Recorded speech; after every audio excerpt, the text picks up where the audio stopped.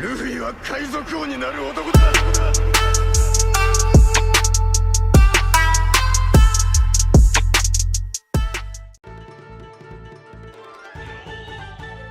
Fala galera, sejam bem-vindos ao canal Supernovas, o canal favorito do Eiichiro Oda. Eu sou o Léo e esse vídeo é sobre o homem mais misterioso da história de One Piece. Aquele que teve as aparições mais enigmáticas e surpreendentes, mas que ainda assim não mostrou nada sobre a si mesmo. Nesse vídeo vamos falar quem é o homem por trás da figura do antigo aprendiz do navio do Roger e um dos Yonkous mais temidos de todos os mares, Shanks, o Ruivo.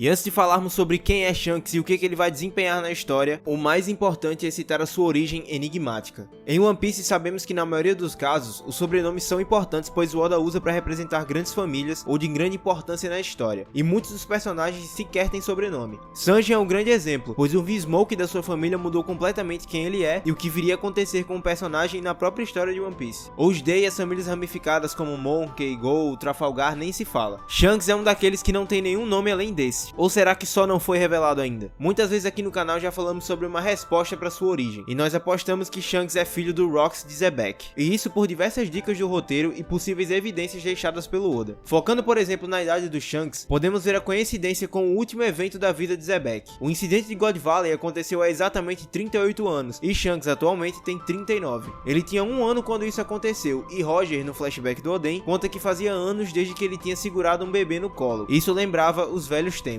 E as únicas crianças naquele navio eram Bug e Shanks, e o próprio Marco afirma que mesmo sendo muito novos, já estavam no navio do Roger faziam anos. O Oda já chegou até a comentar sobre isso em um SBS, quando respondeu um fã que perguntou exatamente sobre isso. Ele se mostrou bem surpreso e disse só pra esquecer isso por um momento. Não é nada pra se preocupar, nada mesmo, e deu um ar de desconfiança que com certeza mostra que é uma coisa muito importante. E por que isso seria revelador? Muito simples, pela narrativa do próprio Oda na história. Existe um padrão recorrente em praticamente toda a história do mangá, o conflito de paternidade. Observem, Ace foi deixado aos cuidados de Garp, rival de Roger e que estava presente em God Valley. Ace acabou sendo criado por Barba Branca, outro rival do Roger, e cresceu odiando seu pai. Coincidentemente, Yamato também cresceu odiando seu pai e tomou a figura do seu maior rival para sua filosofia de vida, o Kozuki Oden. O próprio Garp também passou por isso, já que seu filho cresceu odiando o que o pai servia, que era a marinha e o governo mundial, e viveu contra esses ideais criando o próprio exército revolucionário. Até mesmo Oden, já que seu filho, mesmo que ainda amando o pai, acabou ganhando uma fruta idêntica ao seu maior rival, o Kaido. E por que com Zebek, que é a última figura desse grande passado da história de One Piece, seria diferente? Seu filho acabou ficando nas mãos do seu maior rival, Gold Roger, e cresceu em seu navio muito provavelmente até odiando o que o pai representou no passado. Após a batalha de God Valley e com a morte de Zebek, seu filho ficaria órfão, mas a criança não tem culpa dos pecados do pai. Frase muito bem dita por Roger e que mais uma vez é uma evidência. Ele disse isso justamente pro Garp, a pessoa que estava presente em God Valley com ele. Depois de ver o que Roger fez por aquela criança, como ele recusaria aquele pedido? Cuida do meu filho pra mim, Garp. Eu sei que você vai. Roger tinha certeza porque eles viveram o evento e aquele momento juntos. Ele sabia que o Garp faria isso. Dito isso, fica clara a influência desse homem na história. Se ele carrega sangue de um D, e se também tiver sangue de Teriubito em suas veias, já que muito provavelmente sua ilha de nascimento foi God Valley, e o lugar é totalmente envolvido com Teriubitos, o governo, mesmo que o odiando, ainda entende seu perigo e a sua influência. O único homem que carrega o sangue dos maiores rivais da história do mundo, os D e os Tenryubito. Eles o aceitam em sua mesa para falar sobre alguém como em Mary Joyce, e não podem simplesmente repreendê-lo, além da sua temível tripulação em Marineford. Afinal, é o sangue da família real mais protegida do mundo e o sangue daquele que quase destruiu os mares por completo e que ainda assim existe uma profecia de uma grande tempestade que virá. Além dessa temível origem, Shanks também deixa pistas ao longo da história sobre como ele é um Yonkou influente e como ele é aquele que segura as rédeas desse mundo. A sua influência equilibra não só o mundo que conhecemos, mas o submundo, pois aparentemente ele é o rei do submundo. E nisso também existem grandes referências no mangá, e isso é evidenciado pelas referências gritantes entre Shanks e a Yakuza. Observem isso comigo. Os membros da Yakuza tradicionalmente cortam seus dedos mindinhos esquerdos, e isso se originou do Yubitsume, que era uma forma como os jogadores medievais japoneses faziam para resolver as suas apostas. Ironicamente, Shanks perde o braço quando aposta na nova geração. Além disso, ele era canhoto como visto nos flashbacks. E também nos tempos medievais, cortar o mindinho prejudicava a esgrima, já que ele é o dedo que firma a espada. E logo após perder o braço, Mihawk desiste de duelar com Shanks, já que aparentemente ele perdeu um nível como espadachim. A sua tripulação tripulação não o chama como capitão, mas sim chefe, e os marinheiros também não o chamam de capitão. A propósito, eles o chamam de Ogashira, que significaria o grande chefe, como se ele fosse chefe de uma organização muito grande e criminosa. Seus companheiros usam apenas o Kashira, que é uma variação de chefe, mas num sentido mais informal. A estrutura da organização da Yakuza coloca o Akagashira, jovem mestre, logo abaixo do Oyabin, que seria uma representação de um grande chefe. Então o título de Shanks é uma alusão à Yakuza, e ao invés de ser um grande líder de um grupo, ele é o chefe de uma família. É uma mesma ideia, mas em sentidos diferentes. O Ruivo também é apaixonado por festas e sake. Shanks se diz ser do mar com o melhor sake do mundo, o West Blue, e lá é onde vivem as 5 grandes famílias do Oeste, que nada mais são do que famílias de mafiosos do submundo. Ironicamente, ele sempre tem suprimento de sobra no seu navio. Com certeza existe uma influência dele por lá. O submundo também é um intermediário direto entre o governo e os Yonkou, e são maiores do que só exportação. Akagami, cabelo vermelho, é escrito dessa forma, mas se você disser Akagami e escrever assim com esses kanji, significa algo como o deus sujo, ou como o deus da sujeira, e isso indicaria que Shanks seria um deus sujo, o homem do topo do submundo, e com tantas referências eu não duvidaria. Por fim, a própria recompensa de Shanks tem segredos. Os segredos desse homem têm segredos. Vocês querem me convencer que esse cara não é vilão? Pelo amor de Deus. Sua recompensa é de 4 bilhões 48 milhões e 900 mil berries. Nele temos 489, que se lê Shiwaku, e há referências a jogos de azar nesses números. Yaku significa sua mão em Mahjong. E o mais surpreendente, o jogo Oishukabu, que é um jogo de cartas japonês que é literalmente chamado de 89 em japonês e é simplesmente a origem para o nome Yakuza. Mas onde isso se encaixa em seu passado com Zebek? Bom, isso fica claro no Shi que faltava do Shiyaku. Pesquisando sobre isso, pode-se encontrar um dos nomes mais famosos da história da Yakuza, Shimizu Jiroshu. E olha os paralelos que ele tem com Shanks. Esse cara foi adotado e não existe nenhum registro de incidentes entre a morte de seu pai até ele se tornar mais jovem. E essa semelhança já nos traz de volta a figura oculta do pai do Shanks, que acabou morrendo antes que ele pudesse atingir a idade em que ele estava no navio do Roger. Posteriormente, Shimizu se tornou um criminoso e jogador, depois construindo a sua própria marinha privada. Ele jogou revolucionários contra o governo, ele era um espadachim e foi conhecido como um herói folclórico no Japão, uma espécie de Robin Hood. E algo muito importante, em um dado momento ele garantiu que pessoas fossem enterradas adequadamente após uma guerra e desafiou o governo a fazer isso. E por fim, era conhecido como um grande homem capaz de parar conflitos sem grandes baixas. Pois é como se eu estivesse descrevendo quem é o Shanks, não é? Por fim, olhem essa citação incrível do Shimizu Jiroshu. A pistola é fria, nada mais do que um mecanismo, não há personificação nela. Já a espada é a extensão da mão humana, e eu posso transmitir toda a profundidade do ódio ao meu inimigo quando a lâmina da minha espada perfura seu corpo, mergulhando-a completamente no corpo do inimigo. Então não há maior prazer em dizer Shinde Moroyamazu, isso é, peço que você morra. E como Shanks afirmou no início da obra, se apontou a sua pistola, apostou a sua vida. É um perigo apontar armas de fogo. E agora sabemos a sua origem, todas as referências que Oda colocou no personagem e seu poder não só histórico, mas de influência ao longo do mundo. Shanks, além de ser filho do Zebek e ainda mais ser o grande chefe do submundo, faz com que até mesmo Sengoku aceite seus pedidos e os Gorosei lhe dê ouvidos. Eu poderia até arriscar pela história do Shimizu e a sua marinha particular, entre aspas, juntamente com a referência da espada, Shanks poderia ter criado a própria Sword, já que um daqueles que é um nome forte nessa organização é Kobe, aquele a quem Shanks salvou a vida em Marineford. E seria muito louco esse plot twist na história, uma marinha infiltrada na própria marinha criada pelo Shanks. Mas isso é assunto para o próximo vídeo e vamos continuar focando apenas no Shanks. Faria total sentido que o líder do submundo contrabandeasse Akuma no Mis raras, e por essa mesma razão ele teria interceptado o navio do governo, que levava a tal fruta misteriosa Gomu Gomu. Pois imagine que, se ela é importante para ser escoltada, ela pode ser valiosa para os negócios. Além do que, Shanks parece saber algumas coisas sobre os segredos desse mundo, e é isso que eu vou falar sobre o futuro dele na obra. Uma coisa que pra mim é clara, com todo esse poder e influência, ele parece estar segurando as rédeas desse mundo. É como se Shanks soubesse demais, e ele tá disposto a intermediar grandes conflitos, como Shimizu fazia, para que algo ou um momento certo, como ele já afirmou pro Barba Branca, chegasse. Lembre-se sobre aquela ligação entre os pais, filhos e rivais que eu citei no início do vídeo? Pois bem, quem mais é órfão de um pai e herdou os propósitos de outra pessoa?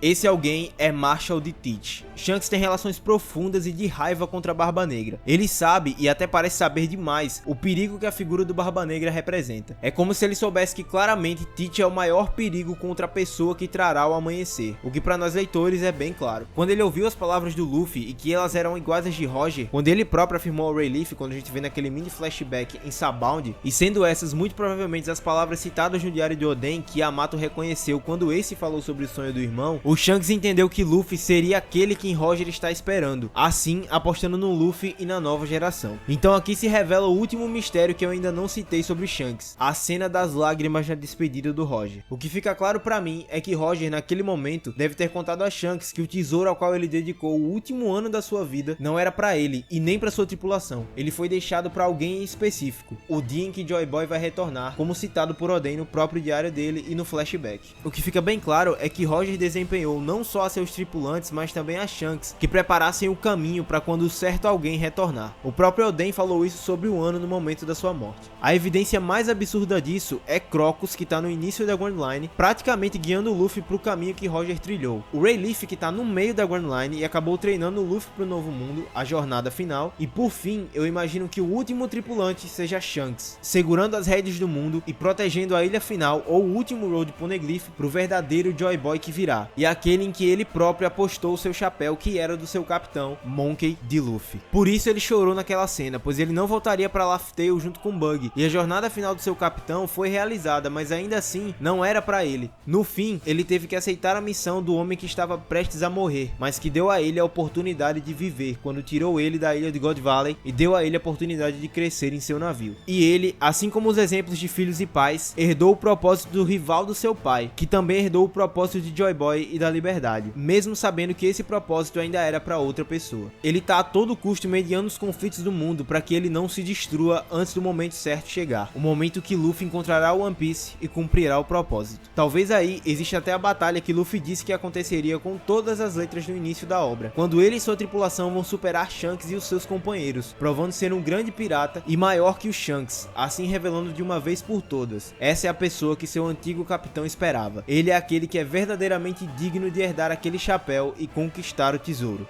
E esses são os mistérios que envolvem o Ruivo, o homem mais misterioso e importante dessa história, aquele que tá por trás das cortinas, mas aquele que tá preparando um caminho onde existirá festa de sobra e saque até onde os olhos podem ver, e no fim preparando o caminho para que o sonho do seu antigo capitão, o rei dos piratas, seja realizado. Esse é Shanks, o Ruivo. Mas, espera aí, onde é que entra Elbaf nisso tudo? Bom, isso é assunto para um próximo vídeo. E é com isso que finalizamos esse vídeo. Espero que vocês tenham gostado. Se vocês curtiram, deixa teu like, se inscreve aqui no canal. A gente sempre tá postando muito conteúdo da hora de One Piece. Não se esquece de conferir a descrição, onde tá o Discord do nosso canal. Vocês vão gostar demais de lá. A galera é muito ativa e muito divertida. Também vai estar no nosso Instagram para vocês deixarem suas perguntas nos posts que a gente sempre tá postando por lá e que a gente responde em vídeo. E é isso, galera. Valeu!